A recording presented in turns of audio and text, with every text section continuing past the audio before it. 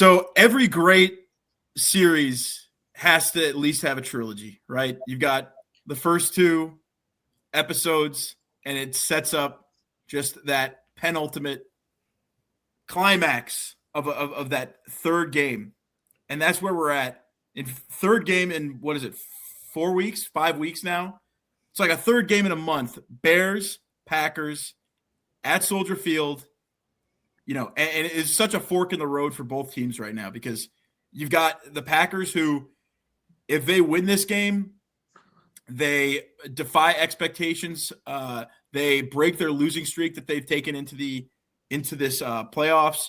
I think they've lost about like 4 straight games. I think they've lost every game without Micah. I believe that's where they're at this point. And it could mean the end for Matt LaFleur, which is crazy to say. But then for the Bears on the other side, a win over the Packers after the year they've had would be the greatest Bears season of my lifetime. I think beating the Packers in the playoffs, having the 2 seed, setting yourself up. I mean, Super Bowl or not, in 2006, you had Rex Grossman as the quarterback, so it all kind of felt like at some point it was going to fall apart. But hey, if the Bears win this game, if they beat the Packers, talk about playing with house money. The city's going to explode. Anyway, so there's so much at stake for both of these teams. Christian, obviously, as my fellow Bears expert here, I need to know what your thoughts are on this game. It's currently a pick 'em, so it's really you can't go wrong either way. I can't imagine you're picking the Packers. So let's assume you're picking the Bears. Why do we think the Bears are going to take this one? Yeah, I think it starts and ends with the run game. For the past month and a half, it felt like Ben Johnson was doing everything he could to get the pass game going. You've had some ups and downs. I think obviously the big bright spot was the San Francisco game. But if you look at the last month and a half of the season, I genuinely think some of the stall outs at the beginning of the game can be accredited to Ben Johnson wanting to get Caleb some progression and grow as a passer for these big games that we're going to come down the stretch in. So I think early on we're going to stick to the run. I feel like we haven't stuck to the run the first few possessions of every game. So if we stick to the run, we score early. I think we can get a couple points, like a couple of touchdowns in the first half and get a head start on Green Bay. And we are good closers. So I really think we can beat Green Bay just off physicality. And I think we have more skill as well. I think obviously, we were talking about Rome earlier, but I think this is the game. Rome hasn't played versus the Packers all year. If he's going to play this weekend, I think he's a huge X factor, a huge mismatch for Keyshawn Nixon, for Carrington Valentine. And if they want to put Trayvon Diggs out there, good luck.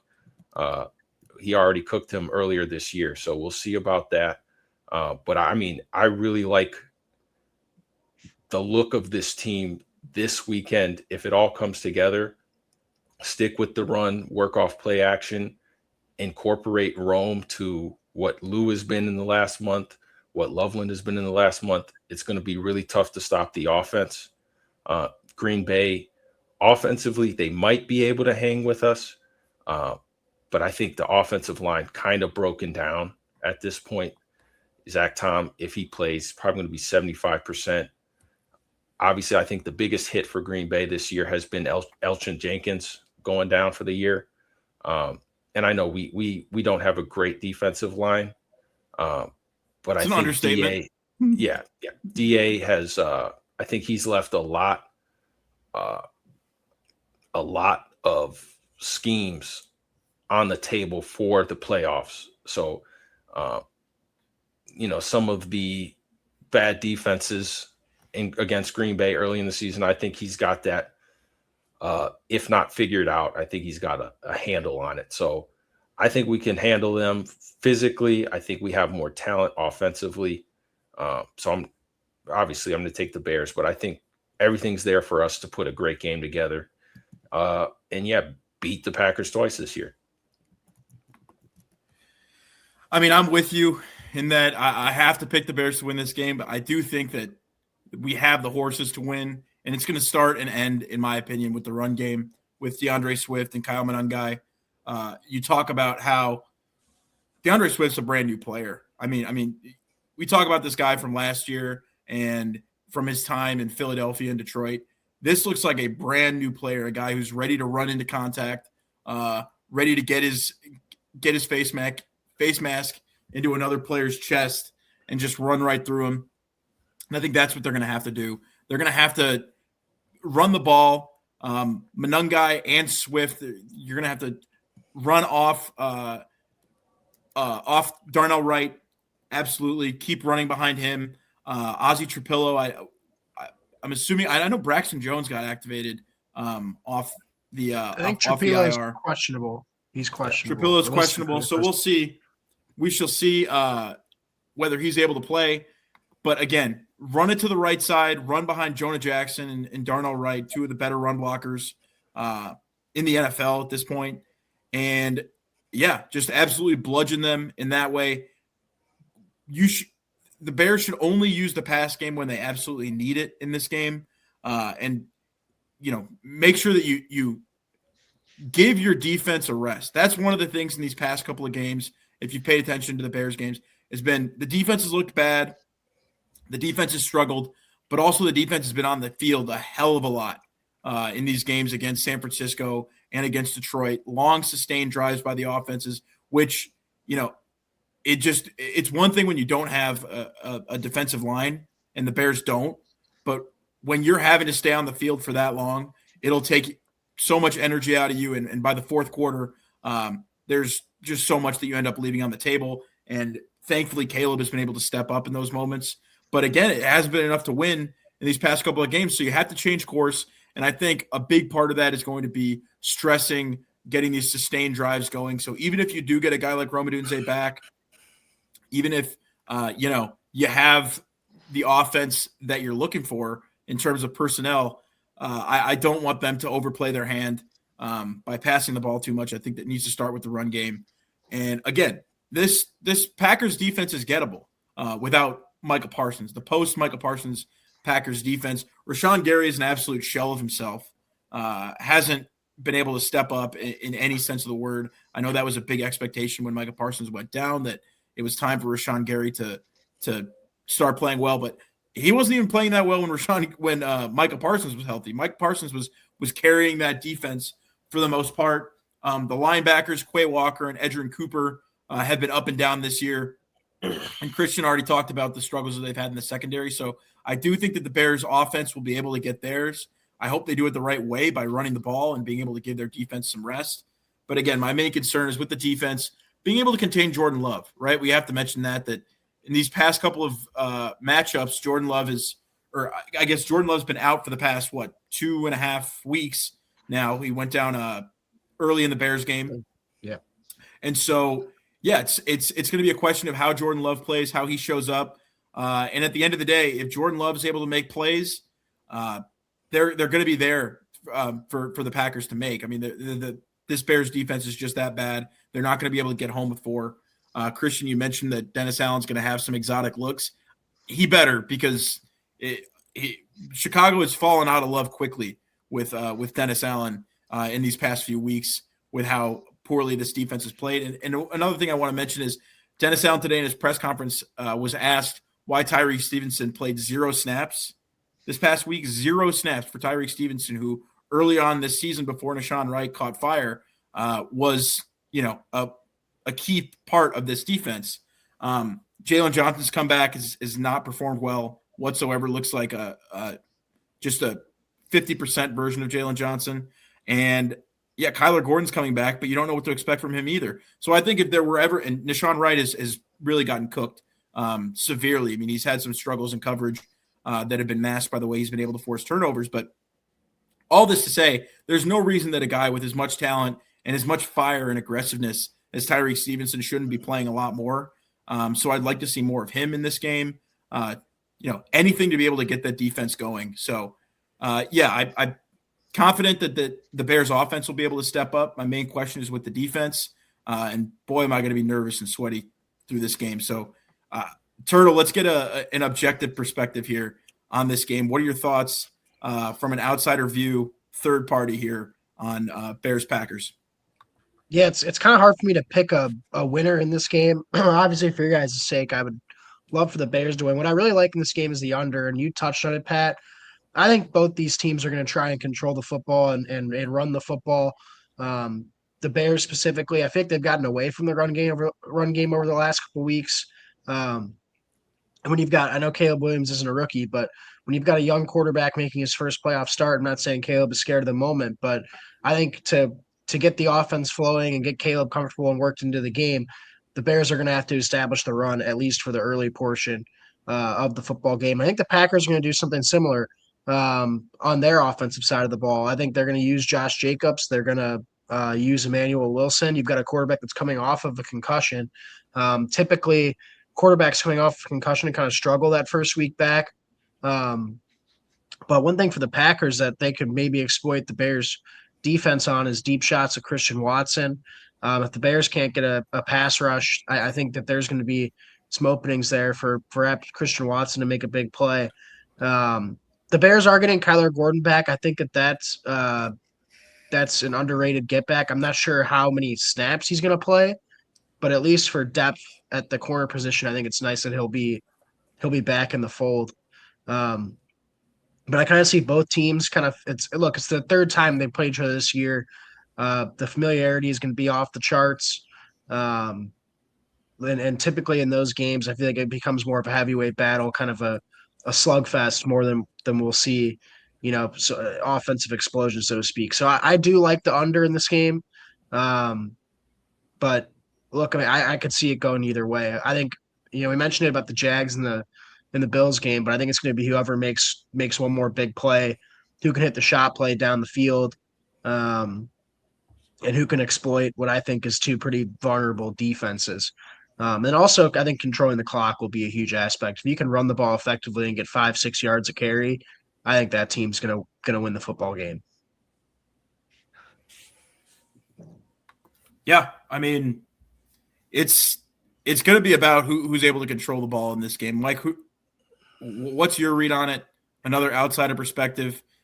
Do you feel like the Packers have the edge here? What are your thoughts? I mean, one of the big things that I think is going to come into play in this is, Caleb Williams didn't play well in that last game. He actually, in terms of like completion percentage, has not played well this entire year. I mean, he's one of the worst regular season starters in completion percentage. He's below Justin Fields at this point. That part kind of worries me when you're going into a playoff game. It's also going to be his first playoff game. Jordan Love at least has some playoff experience. Outside of playing the Mike McCarthy Cowboys, it's bad playoff experience. I mean, he was awful against the Eagles this past season, and then the year before that, when he lost to after that Cowboys game, he made one of the most backbreaking, befuddling Vikings Brett Favre against the Saints interceptions throwing across the middle across his body that you've ever seen. So I just got to step in and correct you when you talk about playoff experience. Some of it can be negative playoff experience. And you know what? Caleb hasn't played a playoff game, but he certainly hasn't made a bad interception like that. No, he hasn't made a bad interception like that. But we saw how the corners played when you guys played Detroit in the finale. I mean, it was that the game against Detroit just had me a little like step back. I mean, Jalen Johnson did not play his best game. Kevin Byard was not there for it. You're also talking about, I like Kyler Gordon, but I mean, the majority of the seasons he's played, he's missed the playoffs. So, I'm curious to see, what the defense is going to get. Is there going to be any? To Turtle's point, I actually really like the over because I don't think either of these defenses is. I like the under, Mike. By the way. Oh, sorry. Yeah, Turtle likes the under. I like the over. I like the over. I think both of these teams are going to be able to put up points. You saw it in the last game. I mean, you cannot have another repeat of what Caleb Williams did for 3 3/4 quarters to win this game. You guys know it. The entire world knows it. You need to see. They're doing it all year, and they have 12 wins, but it's the what are you playoffs. gonna do? I understand what you're saying, Mike. But it's, but No, it's- I think we are just scratching the surface of what we can be offensively. I agree. I completely agree. And I think how you guys have incorporated the run game actually might bode well for you in this game. I actually don't think we see a big Caleb Williams game. I like the under in this game. I think Turtle said he liked the under as well. I think this comes down to a possession game, and who's going to win in the trenches, controlling the ball. And but what it comes down to is who's going to convert the red zone opportunities. I feel like were failed down the stretch for the Bears. And if that is there, I've already bet on the Bears. I like them to cover this game. I do. Red zone opportunity. It's going to come down to where you have the ball on the field. What is Caleb Williams going to be able to do when a pass rush is coming? Do you trust those wide receivers? Is the offensive line going to be able to hold up? It's an exploitable, not Detroit, Green Bay Packers defense. It really is. But it's also exploitable Chicago Bears defense on both levels, linebackers and in the secondary. Don't forget the front four either. The front four for the Bears is terrible. That's why I didn't even mention. Exactly. Like, I mean, it's not going to be there for the pressure. That's why you guys have relied on the takeaways all that game, all this year. What I'm worried about is I don't think in a playoff game putting Matt LaFleur in that situation where are you going to be putting Jordan Love in the positions where you think you're going to be able to turn the ball over and give the Bears short fields? I think that's where that's where the time of possession I think is that. God, now I'm talking myself into the under. Man, this is it's a tough one to pick. I think it's going to come down to big plays from both quarterbacks, as always. It's cliche as hell, but who's going to show up in terms of the blocking? What do you have intermediate? Like 20 to 25 yards outside of the pocket. What is there? You guys have been relying on Colston Loveland. I would like to see a lot more Cole Kmet get involved. I'd like to see a lot more Luther Burden get involved and see if you can actually make something happen against what I don't think is a very good. Do you guys think the Green Bay secondary is like, are they going to, can they stop a two-wave? If you go, like, I think it's there for him. I think you have the better athlete at quarterback. I think you guys have the ability to own the time of possession. And what I really think it does boil down to is in a game like this is special teams. And are you going to be able to get the ball when you're going to need to get Cairo Santos into within probably from a 37 and in 40 maybe to be able to like actually stay in the game, come away with these drives with points. It's going to be points at a premium. I very much think that. It's going to be cold as hell out there. Yep. I think if there's chance of snow. There's precipitation Saturday night. Yeah. Looking at my weather app now. So. I like the Bears being at home to cover, but it's going to come down to, I mean, as every NFL game does, but especially in the playoffs, it's going to come down to what you do from 30 and in. And the Bears have struggled with the 30 and in until as of late. Like, I mean, I think that's really where it comes down to. Where is Josh Jacobs going to play into that? Do you guys think you have the defensive push to be able to stop him and then offset Jordan Love? No.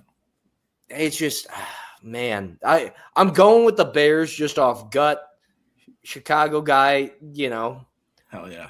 Through the bread, but man, it's a tough one. It's tough. Any last minute thoughts on Bears Packers here?